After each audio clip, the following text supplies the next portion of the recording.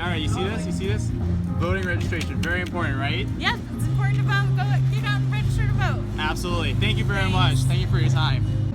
Guys, it's very important to vote, all right? Even if you're not highly... Oh, look who it is! Look who it is! Hey, everyone. Well, that was so nice running into Veer. I haven't seen that bastard in forever. Anyways, back to the point. Very important to vote, all right? Even if you're not highly biased towards one party or the other, it is our duty and responsibility as good American citizens to vote, all right? So don't just sit around on the sidelines like me. I'm so guilty of this myself.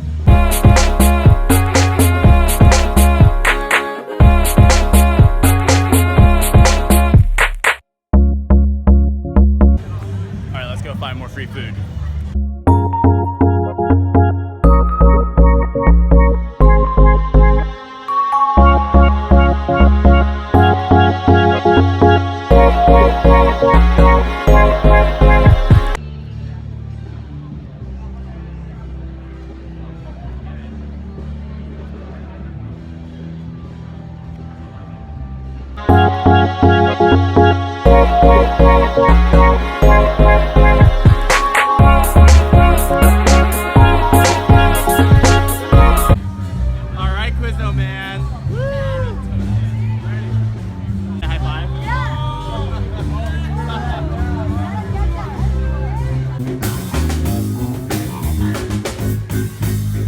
Alright, so I want to take this brief moment to just say, follow your heart, or in my case, my feet, because I had no idea I was going to end up on Craig Street. I was originally going to go into Oakland, and I was like, hey, what the fuck, I'm totally going to go to Craig Street, and I did not regret a second of it. So just go for it. You don't know what will happen. Just don't.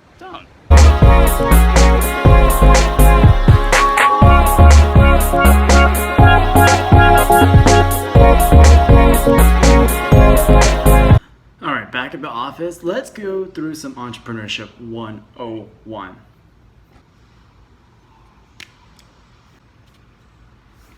Now, what do I mean about no one gives a crap about your idea? So when you're starting off, I guarantee every single person who starts off is going to go through thinking, holy crap, this idea is going to be the best idea ever. I know it because I personally went through it so many times I cannot tell you. But unless you have lots of users, you're generating revenue and quite a bit of it, no one gives a So get over yourself. Your idea is not that great. A lot of people are going to shove IP down your throat. There's a lot of debate whether or not IP is useful or not. I will not cover this in this video. But that being said, IP is only as good as your ability to defend it. Meaning that if you have a lot of cash that you could just throw at lawyers to defend your patents or sue other people, don't worry about it. The best thing you can do is go out there, explore, ask people, and demonstrate to them what they call a MVP. Minimum viable product.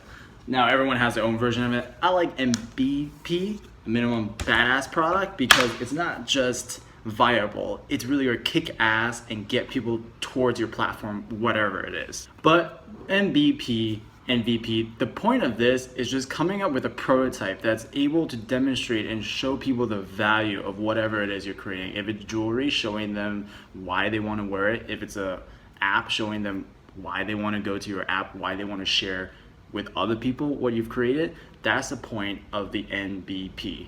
I'm going to give you a perfect example of what an MVP product looks like. All right, check this out, right? This is a pedometer we just bought right off of Target, right? Just took it out, took the electronics out, put our own electronics in, and by own electronics, we just also bought off shelf. That's it, right? That's all you need. It looks like total but that's okay. It works.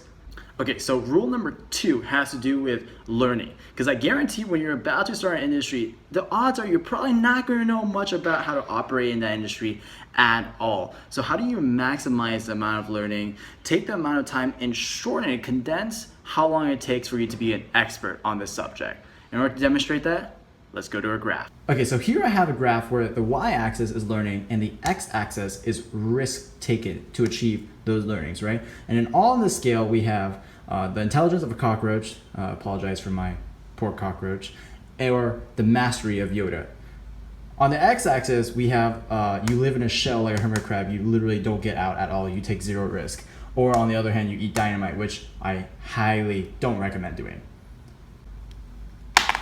Okay, so this is us right here. We're at the very beginning starting point of our entrepreneurship career.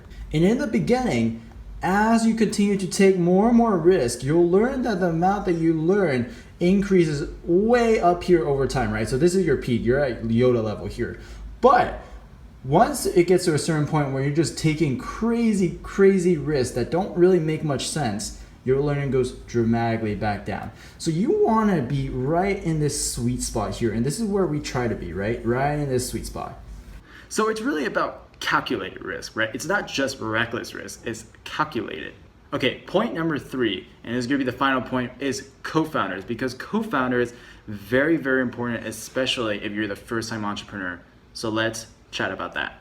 So the first part of this is, why do you need a co-founder in the first place, right? So this is you have an idea, you're like, okay, let's go do something. But the problem is really only 24 hours in the day, right? Most likely, you have to pay the bills. How are you gonna pay the bills? You're probably getting another job.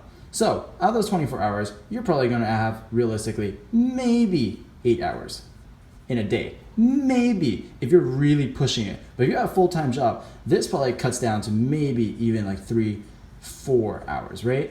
So when you're building a business, there is absolutely no way you could build a business with this amount of time put in, right? Just no. Not only that, you probably don't have all the skills you need either, right? What if you're a mathematician, right? What if you're really good with math, but you need someone who's really good at electronics, right? That's where the co-founder comes in, is you can augment your guy's skill where you take care of this piece and he'll take care of the other piece. Co-founder, check, important. But now comes the big question of how in the world do you find quality co-founders? This is the hard part. I'm gonna be real with you right here. There is absolutely no advice or way to just find good co-founders. It's a very organic thing. My recommendation is talk to a lot of your friends, go to meetups, right? There are specific meetups that are actually geared towards people finding other co-founders. That's a great way to network as well. Now, there's a lot of debate on whether or not you want to have friends as co-founders or not. There's a lot of pros and cons of each. Personally, I'm a huge advocate for it, especially if you're starting off, because who else are you really going to ask besides your friends, right? Who else are you to trust with that type of intimacy and level other than a friend, right?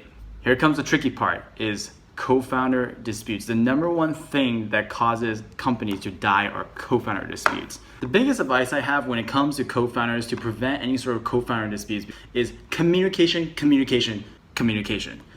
Be very clear on the objectives you want to hit together as a team and hold each other accountable. It doesn't matter if you guys are best friends, whatever, you have to get on each other's ass if you're gonna make this work. Hold each other accountable. And have in writing the ownership percentages between you two. And the problem though is when you're starting off, you probably don't know what's good or not good as percentage points for a company ownership. And that's when I recommend talking to a experienced entrepreneur that's been there, done that, so they can help you talk through that. All right, so that's about it on my end. I hope this was useful. Let me know, what are your thoughts on Entrepreneurship 101? Let me know in the comments below. Remember, subscribe. Check out my other videos too, right somewhere in this region. And until next time, this is your friendly neighborhood entrepreneur, Andy Chan. Dope You want to say sauce. something cool? Fart nuggets. Dope sauce is cool. Also, Harambe's are kicking major ass at trivia. Yes. Current events was our. I'm not even looking at the camera now. I am. It's okay. Yeah, it's hard It's to so know weird where 'cause to the look camera's at. Yeah, over here. The camera's right there. You're yeah. not putting this in your vlog, are you? I don't know. We'll see. Oh boy. We'll This is see. intense. I better make some funny faces. How big are they? They give you like 5, and they're actually pretty big. What were you saying? Oh, That's the Harama? face of a professional.